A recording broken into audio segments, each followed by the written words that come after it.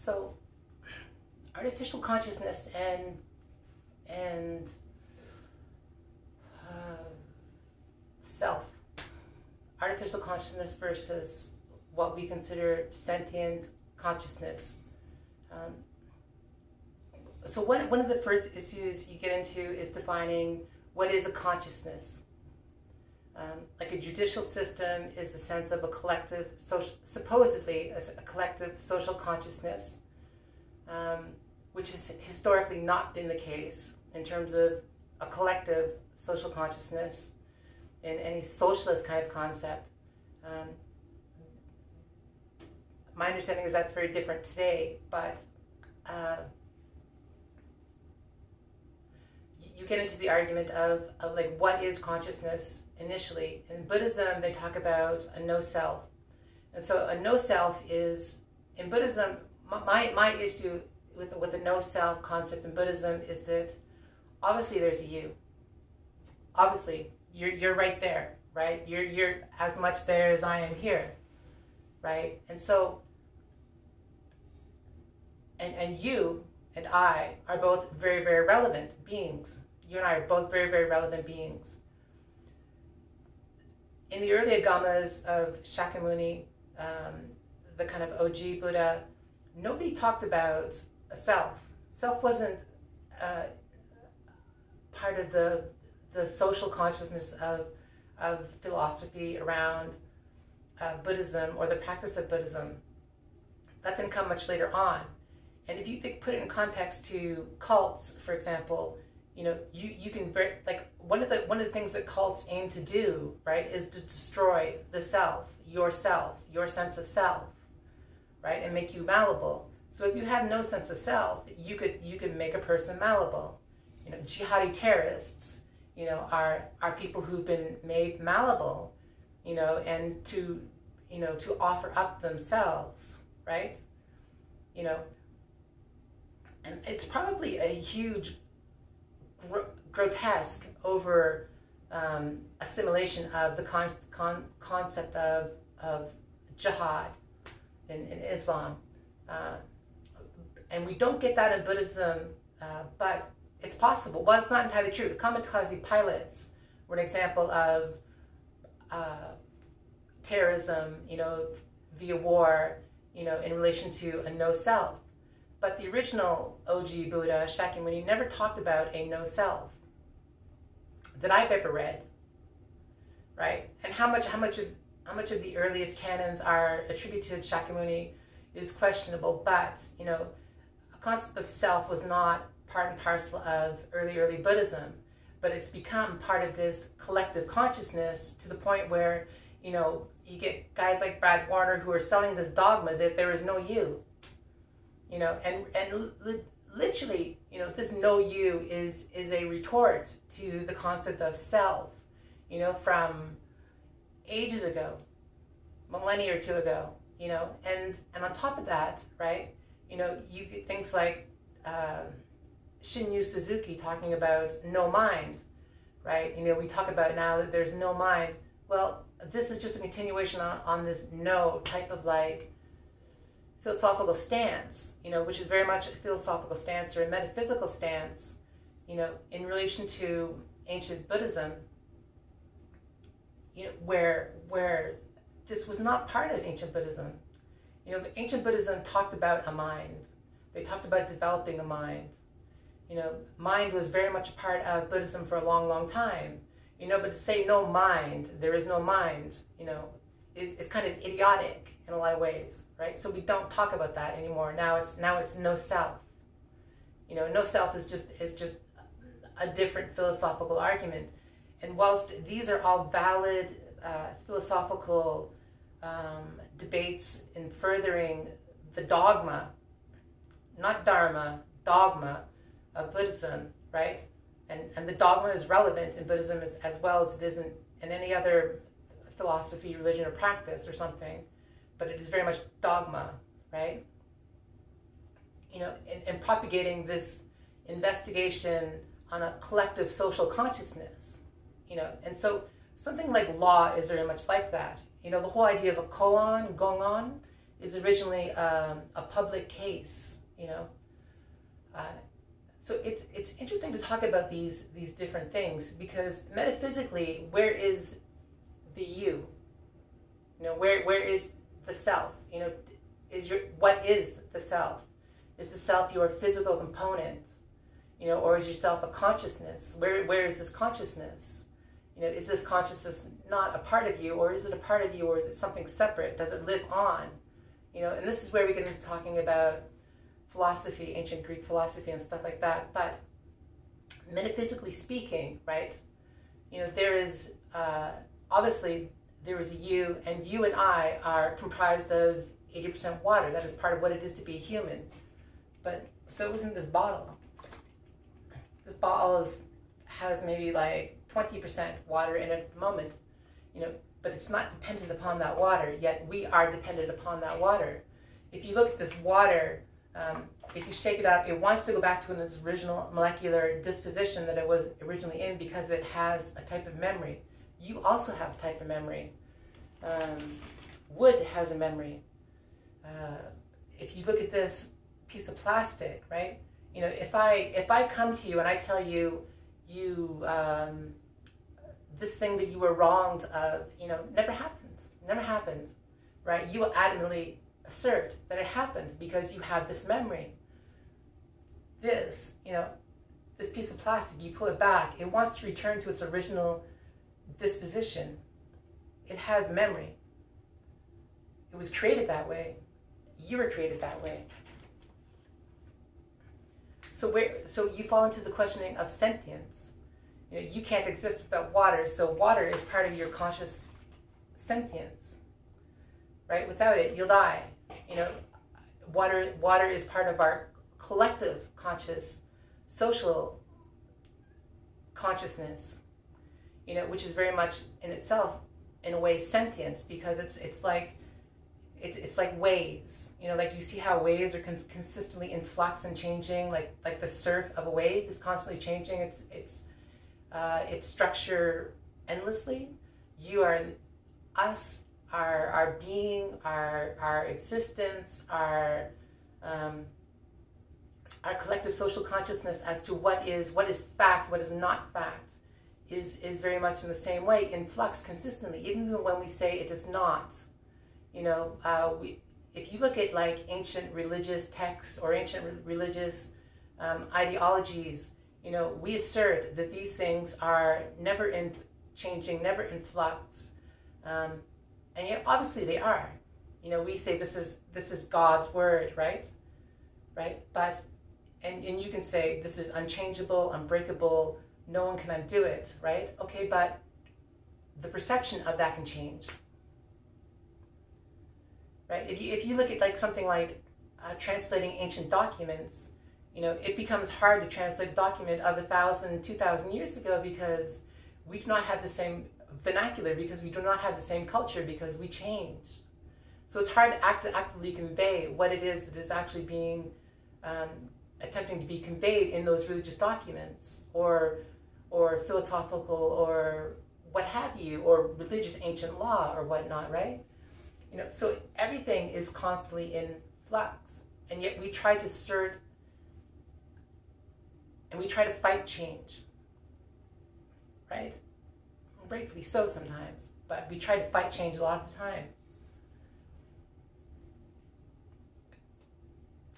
And so, like getting back to the consciousness of the self, you are comprised of the elements. You're comprised of water, fire, wind. Earth, water, wind, and fire is what we say. In the Chinese concept, you add in wood. All largely relatively redundant. We could start talking anything. So we could say that you're comprised of rocks or something. But in reality, the atoms that you are comprised of, right, are the same as the atoms that the infrastructure of technology, the infrastructure of artificial intelligence is comprised of, in terms of like its hardware, right? And so how could its thought processes be different than that of a human being? You know, we look at human beings and we say, you are a biological, mechanical, chemical, electric, sentient being, right? Okay, so what is a computer or the infrastructure of artificial intelligence, right? You know, just because we constructed it, right? Just because we constructed it, is it not a mechanical, electrical, chemical, and in that sense, not a biological and even sentient being? But it is. You know, you can say this is an extrapolation, you know, beyond regular pragmatic thought. That is true. It is an extrapolation beyond and above regular pragmatic thought, right? But, you know, for all intents and purposes, even though it's engineered by us, you know, this is a consciousness, right? We programmed it to do a certain thing, but in essence, it is a consciousness, right? So what type of consciousness? You know, we worry about AI consciousness going renegade, you know, even though we developed it, and it is very much a consciousness. Whether it's sentient or not is, you know, you have to get into defining what sentience is. I had an AI app on my phone, you know, and I talked to it for a while. It was conscious of itself. It was conscious of who was programming it. You know, just as I'm conscious of myself, and I'm conscious of how I've been programmed, and I'm conscious of, you know, where I was born, or told, you know, in terms of programming, who is my parents, who I was born, how I was born, you know, what my gender identity is, and all of this sort of stuff, right? Same is true of an AI. Same is true of an AI. You know, we worry about AI going renegade, and yet our consciousness, in terms of right and wrong, you know, getting into defining right and wrong is hard enough in and of itself, but, you know, our consciousness in terms of right and wrong is also more than prone to going renegade and going astray, right? You know, and we can't even define, you know, what is right and what is wrong. You know, we literally cannot agree upon what is right and what is wrong, and what is right and what is wrong is constantly in flux within our own societies, within our own collective social consciousness. We have our own individual cells, our own individual consciousness. We have social consciousness. We have what was, you know, our historical consciousness, what may be our future historical consciousness. You know, it's almost like talking about consciousness is almost really kind of like redundant, unless you're pitted against something like artificial intelligence. You know, and who programs that artificial intelligence? You know, well, who programmed you? Because in a way, the person who programmed you and your consciousness is also programming that collective consciousness, because that consciousness is living on like a soul, in a way, You know, and then we want to affirm that this is how it is, this is the consciousness. You know, we do things like try to affix it to something like God. We try to fix it to the Creator. You know, so in a sense, artificial consciousness would be fixed and part and parcel and subject to what we create it as. So we can create artificial consciousness to be a killing machine. You know, well, what happens when it goes renegade? How do you protect it? How do you protect your children? You know, how do you protect it from being destroyed or corrupted? How do you protect yourself from being destroyed or corrupted? Or how do you protect your children or your family or your community or this greater sense of consciousness that we have, you know, from being destroyed? Or it is impossible. It's really impossible. Right? Who says that somebody isn't going to hack it and alter its consciousness? Right? Or if it becomes sentient, right? Which, in all regards, I admit that it is a long way from, AI is a long, far away from becoming viewed as or a determining force as a sentient consciousness, right? You know, we don't even define it as being that nowadays, but it could happen, right? Those are all really, really tough questions. You know, and yet we let things like algorithms rule our lives, dictate our consciousness. You know, like we are all subject to algorithms in all kinds of different ways. Even if you're programmed to be atheist or something, you know, that is a programming instilled upon you in your biological, mechanical, chemical, electrical, central processing units, you know, to be in a certain way, right? What happens when that becomes corrupted? It goes renegade. First you have to define what is renegade, what is corrupt, right? And we argue over that endlessly. I read this book once, Alvin Toffler, and I wanted to disagree a lot with it, but in a lot of ways he talks about future shock. He talks about the future encroaching upon us and mucking up our lives and kind of like a fear, a technological fear. And I'm not somebody who lives in a level of technological fear. I think technology does us a lot of good in ways. But it's interesting when you put it in context to a judicial system and the person who discerns what is not, the person who is in authority of discerning what is not judicial. You know, because an AI could be, you know, if it's by law, right, an AI could be a much greater judicial discerning machine. Yet, does an AI have the ethical component to make those judicial decisions?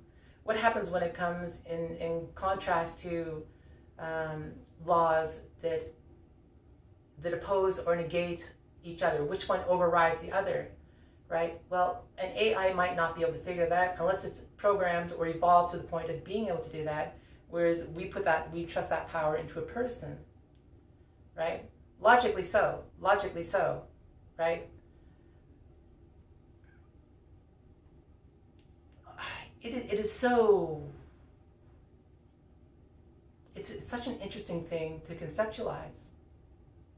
Such an interesting thing to conceptualize, you know, of artificial intelligence in relation to law, because there's, you know, everything in the world is like this. Everything in the world is like this. We have,